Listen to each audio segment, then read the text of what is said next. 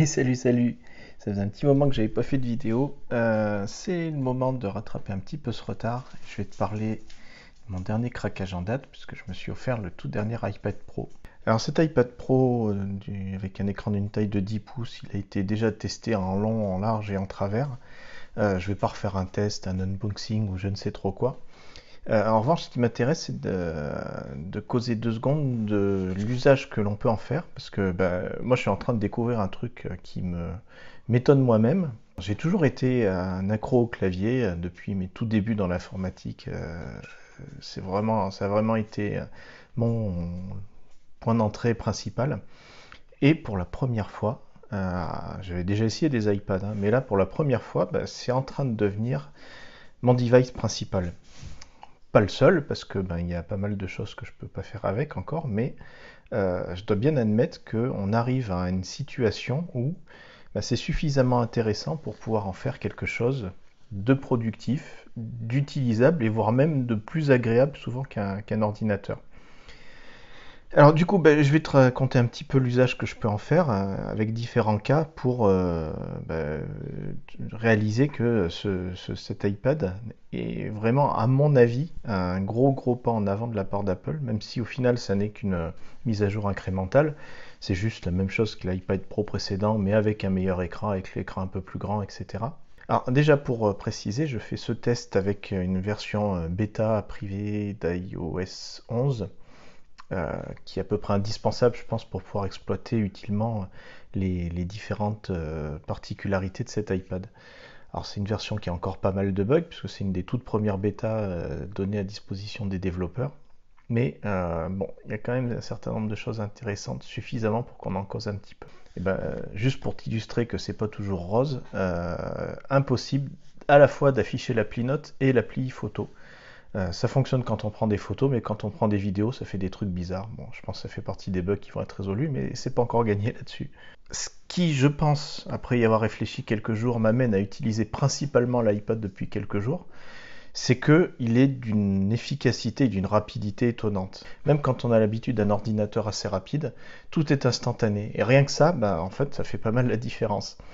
Euh, L'autre truc, et moi qui je pense c'est important, c'est que ça permet d'avoir un vrai focus sur ce dont on travaille. Le mode multi-fenêtre qu'on a sur des Mac et PC peut amener assez facilement à se disperser. Là, on a un côté focus sur son éditeur ou sur ses mails ou sur ce que tu es en train de faire. Ça fait un petit moment que je me dis qu'il y a besoin d'outils pour arriver à se concentrer un peu mieux, d'être un peu moins dispersé.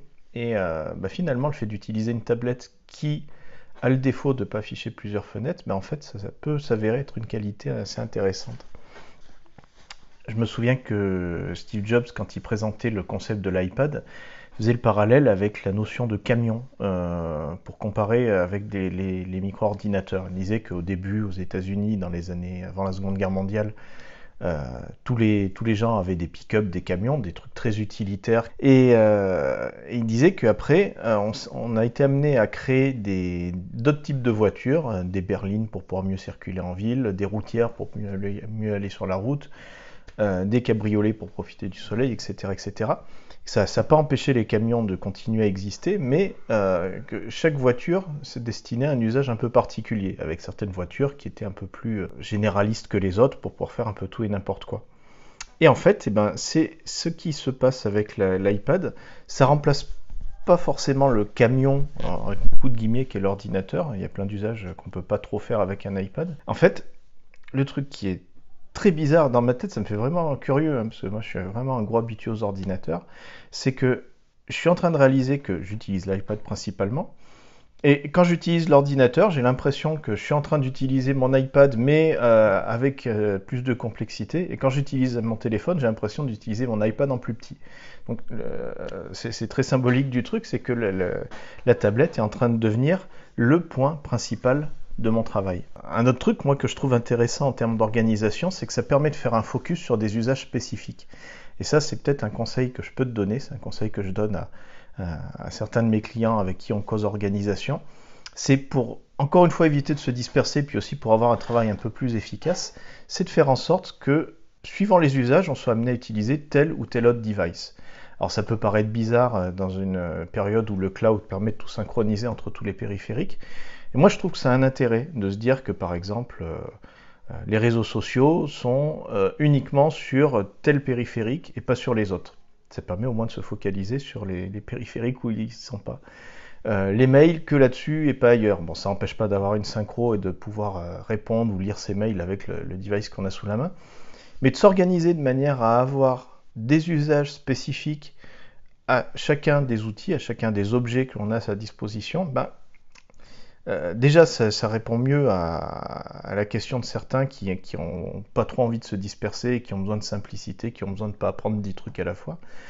Et je trouve que ça structure les choses dans une journée.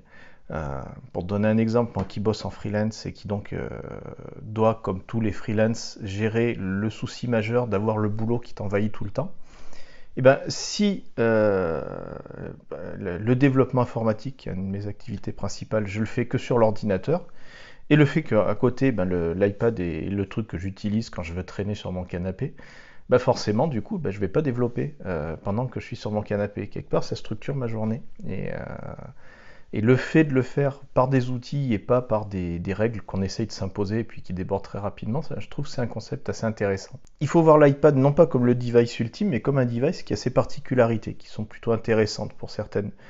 Déjà, il est super léger. Le 10 pouces que j'ai doit faire 600 grammes, ce qui est bien moins que même le plus léger des MacBooks. Il y a un vrai mimétisme avec un document papier. Le fait qu'en plus, sur iOS 11, il y a des fonctions de scanner, etc., plus l'Apple Pencil, ça renforce ce sentiment de ne pas être sur un média complètement à part, comme pouvait être l'ordinateur, mais quelque chose qui reprend les codes d'un support qu'on connaît bien, qui est la feuille de papier. Le fait qu'il y ait un vrai verrou avec un lecteur d'empreintes est quelque chose d'assez intéressant. Bon, c'est vrai que sur certains MacBook Pro de gamme, ça existe, mais d'avoir une sécurité en standard, le fait que le simple fait de l'allumer est un acte de sécurité, quelque chose de super intéressant. Puis sur une tablette, c'est vrai que ça permet d'avoir des applications qui sont parfois un petit peu plus innovantes dans la façon dont elles sont conçues que les applis très standards qu'on a sur un ordinateur.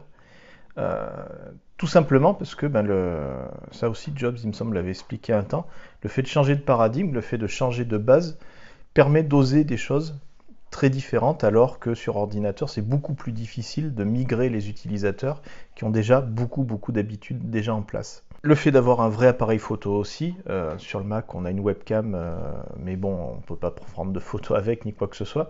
Là on a quelque chose qui amène une certaine polyvalence qui peut être assez intéressante, même si je suis le premier à être énervé avec des gens qui se baladent avec un iPad dans la rue pour prendre des photos. Le téléphone c'est bien aussi pour ça. Le format s'adapte, on peut l'utiliser en tablette, on peut l'utiliser avec un socle, etc. Et on a finalement plus d'usages possibles que peut avoir un ordinateur qui lui, à part la position ouverte, la position fermée pour un laptop, et c'est encore pire pour un ordinateur de bureau, peut pas faire grand chose de plus. Alors un petit point sur l'équipement, donc j'ai pris moi la version d'entrée de gamme avec 64 Go d'espace mémoire. Je me suis rapidement rendu compte que l'Apple Pencil, même si je suis pas du tout dessinateur, était un vrai gros plus. Comme je te disais tout à l'heure, j'ai assisté toute la semaine dernière à une formation en anglais. Et c'était super intéressant d'avoir ce côté iPad en tant que substitut au document papier. En fait, dès que j'avais une feuille d'exercice qui m'était distribuée sur papier, tac, tout de suite je la prenais en photo avec l'iPad, la résolution était top, et ça me permettait d'écrire directement par-dessus avec l'Apple Pencil, comme si j'étais en train de prendre des notes sur une feuille de papier. Donc on se retrouvait en fait dans une situation où j'étais exactement dans la même situation et avec les mêmes usages que les autres utilisateurs qui eux écrivaient avec un stylo sur une feuille de papier. Mais en plus, moi j'archivais tout. Et sur certaines applications, si la reconnaissance d'écriture fonctionne, on peut en plus indexer ce qu'on est en train d'écrire. Et le pire, c'est que ça marche plutôt bien. J'étais très étonné, pourtant j'ai une écriture complètement pourrie, mais avec une appli qui s'appelle Nebo,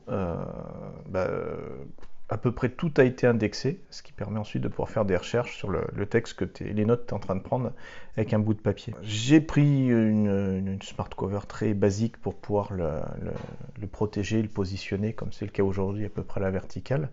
En revanche, pour le clavier, je ne suis pas allé jusqu'à prendre le clavier avec cover qui est vendu au prix d'or par Apple. En fait, je l'ai essayé, je ne l'ai pas trouvé terrible. Et puis il y avait plein de trucs qui me convenaient pas. La cover est moins modulaire que les vrais covers qui permettent de mettre l'iPad en position verticale, mais aussi en position quasi horizontale. Et en fait, j'en suis arrivé à une solution qui coûte à peu près le même prix que le clavier spécial iPad. C'est d'utiliser le clavier sans fil qui est vendu au départ par Apple pour les Mac avec une cover classique. Donc du coup c'est une liaison Bluetooth, c'est pas la liaison avec le connecteur spécifique clavier qu'a fait Apple. Mais au final j'en suis très content parce que ça prend pas beaucoup de place, le clavier est super léger, il y a un petit interrupteur qui permet de le ranger dans sa sacoche sans qu'il se retrouve à s'allumer pour rien. On a le confort de frappe d'un Mac avec un clavier des plus récents, avec les techniques en ciseaux, je sais plus quoi, qui permettent d'avoir un vrai confort de frappe. Tout un tas de touches de fonctions qui ne sont pas toutes gérées par l'iPad, mais certaines le sont. On peut régler la lumière, le son, etc. Enfin, je me retrouve vraiment dans une situation où le clavier n'est plus du tout quelque chose qui est en version au rabais, si j'ose dire, vu le prix du keyboard vendu par Apple. Mais voilà, j'ai un vrai clavier qui marche très bien et qui me fait pas regretter en fait de ne pas être sur mon Mac. Donc je t'ai dit, en situation de mobilité, le fait d'avoir quelque chose de super léger est quand même extrêmement pratique. Si en plus de la 4G, c'est royal. Le fait de pouvoir l'utiliser de manière tactile est très pratique quand on n'a pas beaucoup de place et qu'on a besoin de faire des choses, au moins consulter ses mails, ce genre de choses, et ça va très bien. Ça m'est arrivé de le sortir dans les transports en commun par exemple et de pouvoir bosser sans avoir à déballer un ordinateur et essayer de bricoler un truc en le mettant sur mes genoux. C'est quand même très pratique. Puis le 10 pouces, contrairement aux 12 et quelques pouces, je pense que c'est un vrai bon compromis pour pouvoir utiliser la tablette en vraie situation de mobilité. Quand je suis affalé sur mon canapé, c'est pas loin d'être le support idéal. Je peux lire des revues, je peux lire des bouquins. Je suis un grand amateur de lecture de magazines sur tablette. Auparavant, j'étais en train de me squinter les yeux à l'utiliser des applis telles le kiosque sur un iPad mini de première génération, en plus il commence à bien ramer. Là on est vraiment dans une situation de confort total. L'expérience est très similaire à celle d'une lecture d'un magazine papier. Le lien avec la télé marche bien, le AirPlay depuis l'iPad marche super bien, c'est super efficace, donc vraiment très bluffé et très content d'un usage de pur loisir. Pour le boulot, pour la prise de notes avec la config clavier que je t'ai expliqué tout à l'heure, ça va très bien.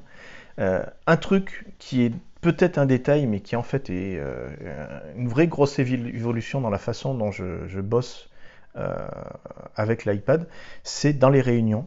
Quand on est derrière un ordinateur, on s'exclut quelque part de la réunion. C'est con, mais d'avoir un écran vertical devant soi, fait que les gens ne savent pas si tu es en train de prendre des notes ou d'aller sur Facebook pendant que discutent. Et puis il y a une barrière, ça crée une barrière psychologique. Alors que là, l'iPad est posé à plat sur la table. Si j'utilise avec une pencil, les gens sont pas très déphasés par rapport à si je prenais des notes papier. Ils peuvent voir ce que je suis en train de prendre comme notes, ce qui permet de pouvoir tourner pour montrer s'il y a des schémas, des trucs comme ça. Et on casse cette barrière qu'il y a avec un ordinateur. Ça, c'est vachement intéressant. C'est tout sauf anodin. Et moi qui suis des réunions depuis des années avec un ordinateur, j'étais conscient de cet aspect barrière, mais sans vraiment trouver de solution. Et l'iPad en est une de solutions là-dessus. Pour gérer les documents papier, comme j'ai dit tout à l'heure, le côté appareil photo avec une qualité top pour scanner les documents, plus le pencil pour les annoter, ça marche très bien.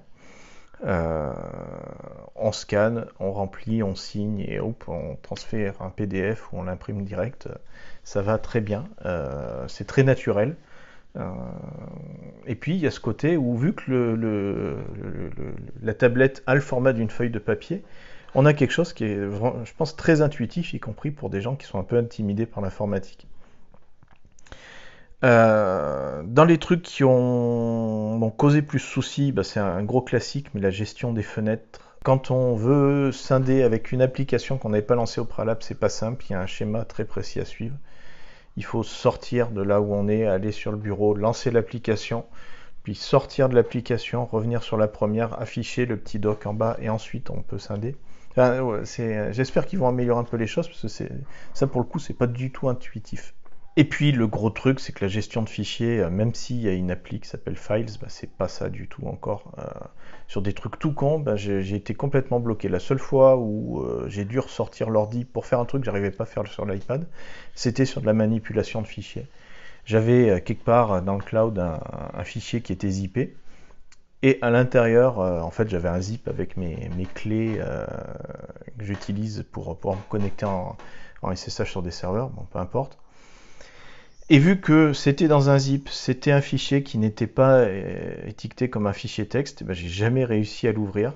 J'ai été obligé de l'ouvrir sur un Mac, de faire un copier-coller du contenu dans l'appli Notes, et ensuite de refaire un copier à partir de la synchro qui avait été faite avec Notes.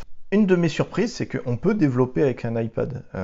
Il y a des éditeurs qui sont plutôt évolués, qui marchent très bien. Je pense à Coda qui intègre tout ce qu'il faut pour pouvoir faire de l'édition. Il y a un FTP, SFTP, il y a un éditeur qui prend en charge plein de syntaxes. Ça marche bien, ça marche très très bien, c'est même très étonnant. Plus des outils, il y a des équivalents de PHP MyAdmin par exemple qui existent, qui fonctionnent très bien. En fait, on se rend compte que même si j'en ferai peut-être pas mon usage principal, au moins pour dépanner, on peut fonctionner en autonomie avec un iPad. Mais bon, j'avoue que c'était, et ça continue à être une de mes questions par rapport à l'usage que je vais en faire. Le développement, c'est une de mes activités principales. Il y a des trucs que clairement je ne peux pas faire avec un iPad seul. Un temps, j'ai cherché à voir si je pouvais dématérialiser complètement l'aspect poste de travail en mettant une machine virtuelle quelque part et puis en accédant avec un remote desktop. Et là, en fait, il y a un truc tout con qui est complètement impossible, quasiment impossible à faire avec un iPad, c'est de se connecter en remote sur un bureau d'un PC ou sous Windows ou d'un Mac et d'utiliser cet écran en remote avec une souris, tout simplement, parce qu'on ne peut pas utiliser de souris sur un iPad. Alors il y a quelques solutions qui existent, mais pour des souris extrêmement rares. En fait, autant je peux comprendre le point de vue d'Apple sur le fait de dire c'est un device qui est fait pour être utilisé avec les doigts, on ne veut pas de souris là-dessus, soit c'est un point de vue, ok, mais qu'il soit impossible de connecter une souris Bluetooth pour pouvoir en remote desktop utiliser une machine à distance, ça c'est quelque chose qui techniquement serait complètement bateau et qui en fait moi me débloquerait complètement la situation. Je pourrais envisager d'avoir un iPad en ordinateur principal si j'ai la possibilité d'avoir une machine virtuelle complètement dématérialisée quelque part dans le cloud qui fasse tourner les outils de développement dont j'ai besoin pour fonctionner sur des choses un peu lourdes. Du coup, je ne sais pas ce que je vais faire maintenant. Pour l'instant, j'ai un usage où j'ai d'un côté un Mac portable, un MacBook, et de l'autre côté cet iPad. Finalement, il y a un des deux qui devient de trop dans l'histoire. Si j'en reste sur le critère de plaisir pris à utiliser le device, l'iPad est en train de prendre la tête et de laisser le MacBook à des aspects plus, on va dire, laborieux ou des choses que je ne peux pas faire avec ou des choses qui sont vraiment relatives à mon travail de développeur. Est-ce que je vais finir par complètement scinder les usages et me dire que je me prive de faire du développement ou uniquement à titre de dépannage en situation de mobilité et que je fais du développement sur mon bureau, chez moi, ça serait peut-être une possibilité, ce qui serait l'occasion en même temps de tester une autre piste qui m'intrigue de plus en plus, qui est celle des Hackintosh. Autant je suis un gros fan de macOS, même si là je suis en train de faire des infidélités, autant le prix des Mac aujourd'hui, je trouve ça complètement hallucinant. Les iPads sont chers, mais comparé à un MacBook Pro ou même un MacBook, ça reste un petit peu plus accessible. Et je trouve en revanche que le prix des portables récents chez Apple est complètement délirant. Et donc je serais assez tenté d'explorer le monde des Hackintosh. Et peut-être que finalement, avec un peu d'organisation, ma solution, ce serait d'avoir un iPad en mobilité, je suis souvent mobile, et d'avoir une vraie machine de guerre, mais montée par mes soins en tant qu'ordinateur de développement. Je suis bien en train de me rendre compte, et je dois bien avouer que le MacBook est en train de prendre la porte de sortie dans l'histoire. Voilà, c'était pour mon retour d'expérience avec l'iPad nouvelle génération. Je t'en reparlerai au fur et à mesure où j'apprendrai de nouveaux usages, puisque j'ai l'impression de redécouvrir un nouvel ordinateur principal, et c'est pas désagréable. Allez, salut!